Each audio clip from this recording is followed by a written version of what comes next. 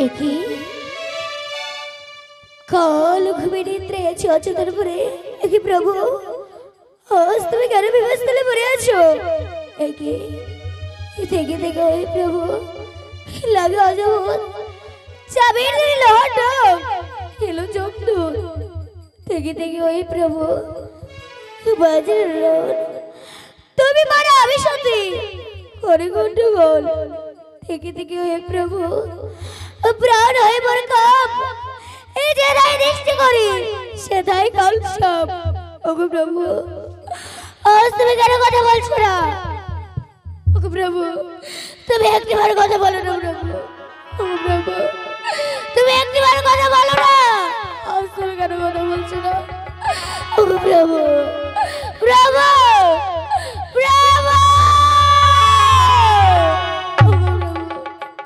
তুমি একটিবার কথা বলো না প্রভু ওগো প্রভু ইয়ো কিয়ো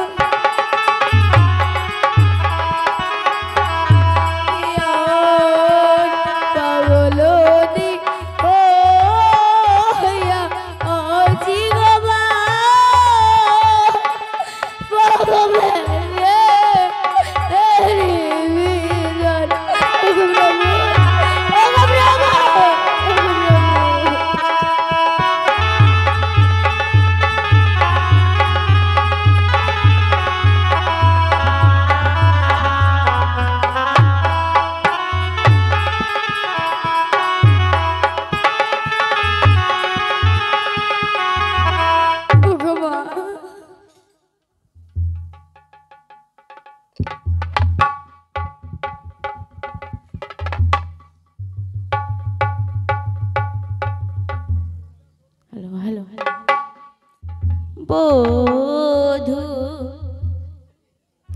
মা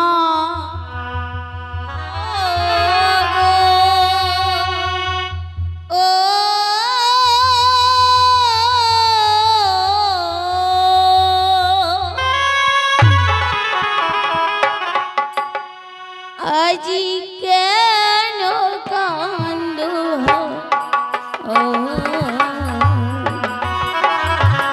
তোমার কান্দন শুনে মন প্রাণ ফেটে যায় বধূ মায়া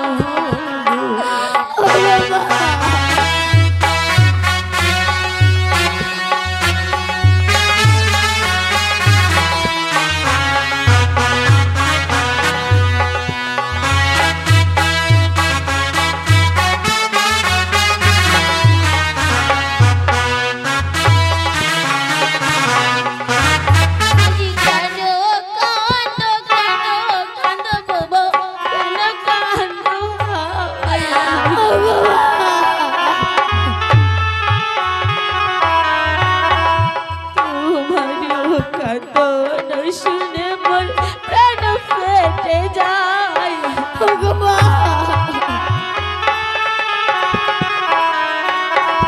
কেন কান্দো কেন কান্দো বমু কেন কান্দো তোমার কান্দন শুনে মোর প্রাণ ফেটে যায় বৌমা তুমি বলো বৌমা তুমি কেন কাঁদছো এভাবে বৌমা ওই আমি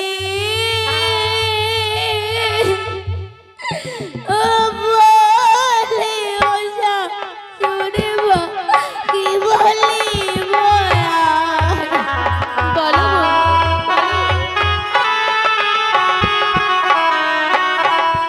আমি বলি শুনে কি বলি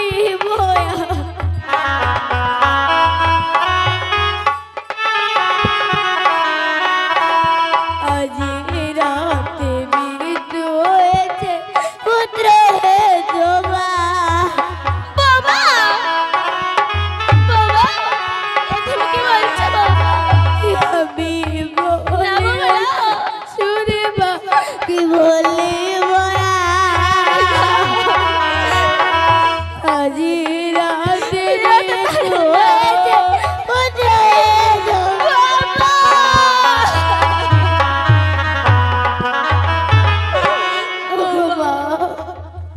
তুমি কি কথা শোনালে গো বাবা এই যে আমি বিশ্বাস করতে পারছি না আমার ছেলে এভাবে আমায় ছেড়ে চলে যেতে পারে না আরে বাবা লক্ষিন্দর এই লক্ষিন্দর আমি তো তোর মা এসেছি কেন তুই এইবারে পড়ে রয়েছিস বাবা ওঠ না লক্ষিন্দর এই লক্ষিন্দর আমি যে তোকে নিতে এসেছি একবার ওঠ না রে আমি তোকে যে ঘরে নিয়ে যেতে এসেছি এই হতভাগিনী মা এসেছে তোর তুই একবার জেগে ওঠ বাবা তুই যে আমার ইচ্ছে না এভাবে চলে যেতে পারিস না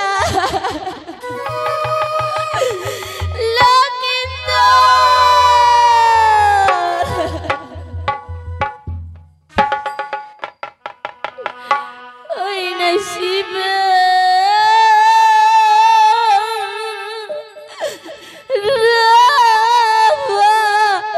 রসা গরি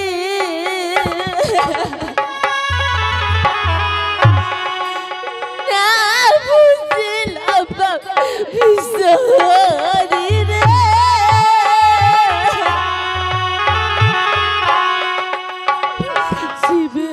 রাওয়া রসা করে না বুঝলাম বিশ্বরি রে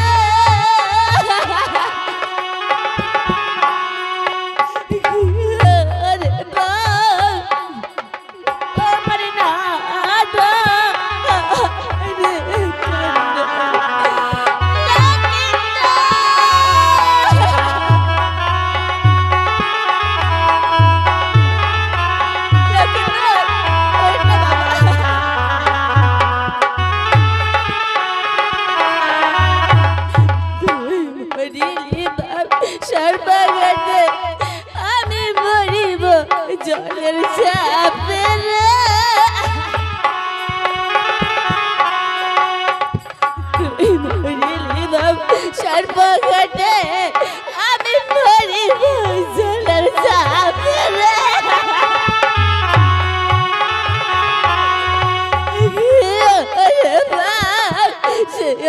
বাবার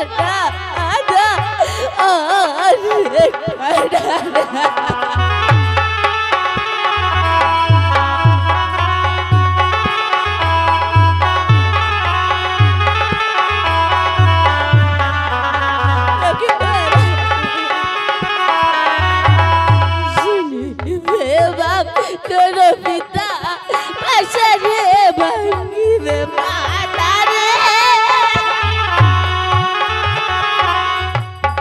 শুনিবে বাপ তোর পিতা পাশারে ভাঙ্গিবে মাতা রে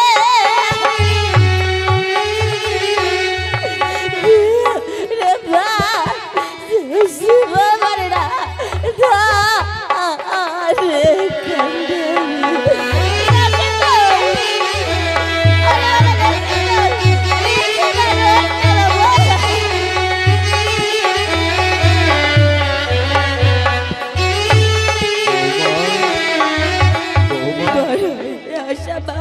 ছিল মরে মা বলি ডাকিব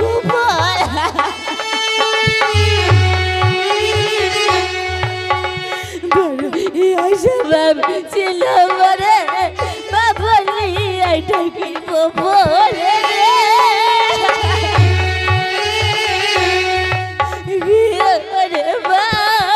রে শিব বর্ণা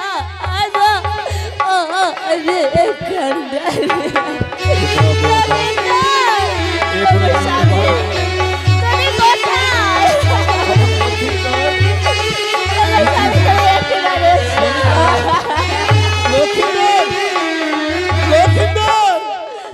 লক্ষ্মীন্দর তুই কথা বল আমি তোর বাবা এসেছি রে লক্ষ্মীন্দর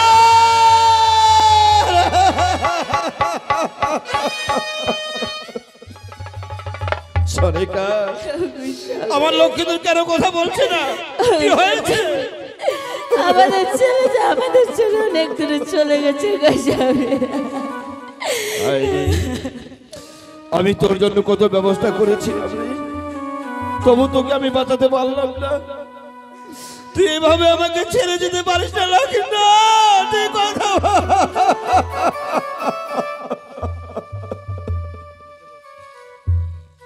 আরে শরীরটা বিষে নীল হয়ে গেছে সনিকা তুমি শিব ঠাকুরের কাছে গিয়ে প্রার্থনা করো যেন লক্ষ্মীন্দর আমার ফিরে আসে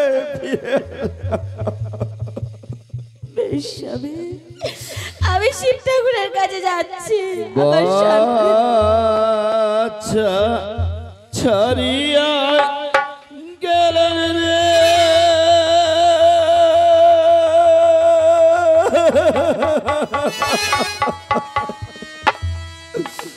ওরে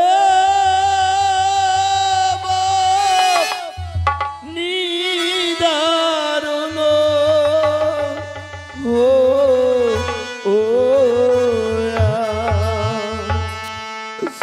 বাচ্চা ছাড়িয়া গেলেন রে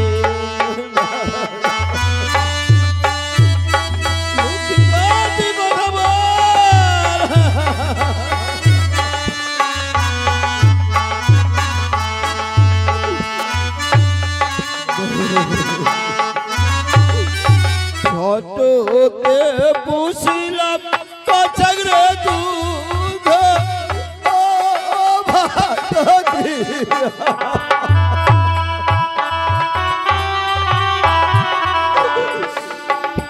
রাজিদা ছাড়িল বাচ্চা বড় তার ওর সেল দিয়া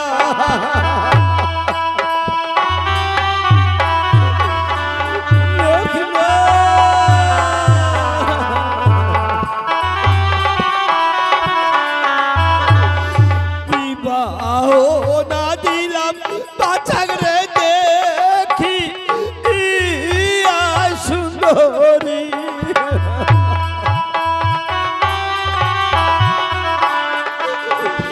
সেই বাচ্চাকে মারিল আজি পয়তা আরো নাগিনী।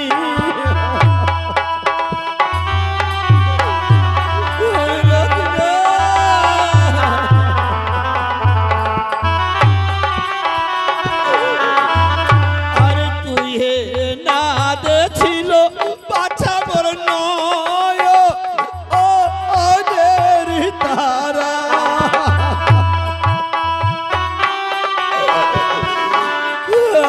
আর তোকে দাঁড়িয়া আজ বুঝিনে আধিহারা।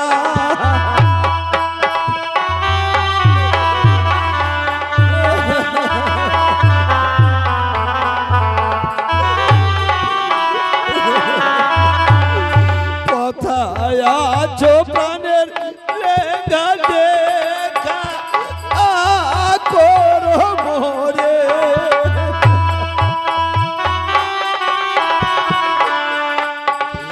পাগল আছি মেনে এর ভিতরে।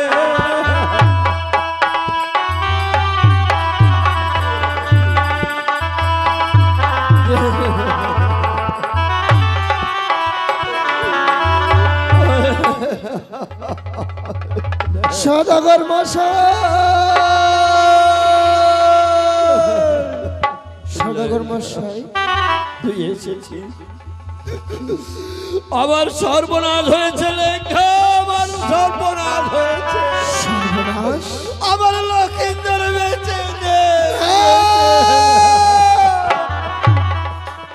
ওরে বাবা লক্ষিন্দর, তুই একটিবার যা, ওঠ। আমি তোকে সেই চম্পকে নিয়ে যাবো রে।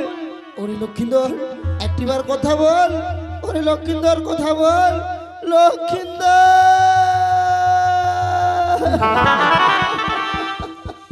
লেঙ্গা, আর কোনদিন তোকে কাকু বলে ডাকবে না। এই হতভাগাকে কোনদিন আর বাবা বলে ডাকবে না। তার মাকে আর কোনদিন মা বলে ডাকবে না। লেঙ্গা, ডাকবে না।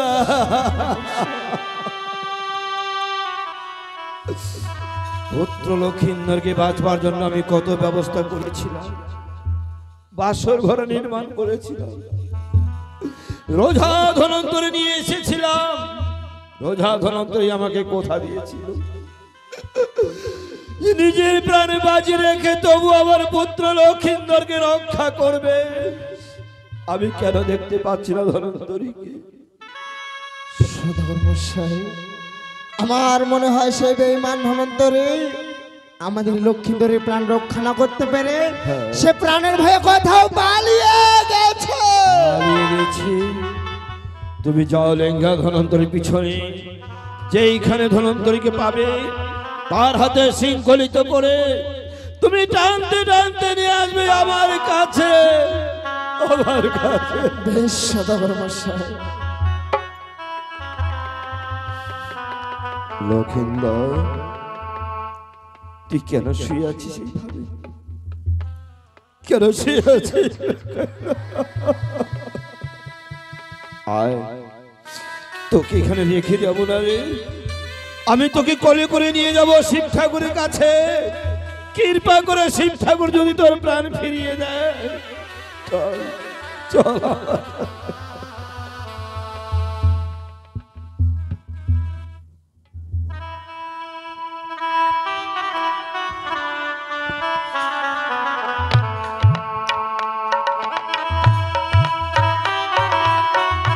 ওরে দুষ্ট মনসা, তুই ভেবেছিস আমার লক্ষিন্দরকে সর্পঘাতে মৃত্যু করে আমার হাত থেকে পুজো নেবে?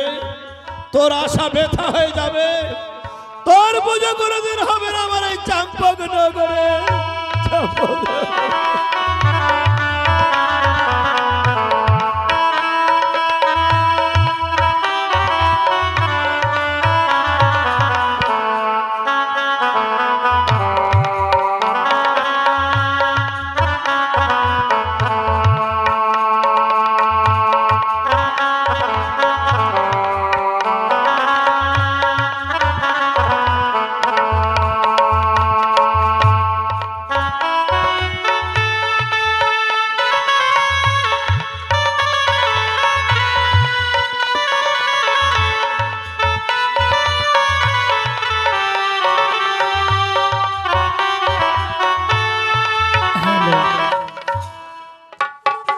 হোমর ময়না গেল ওরিয়ারে হোমর ময়না গেল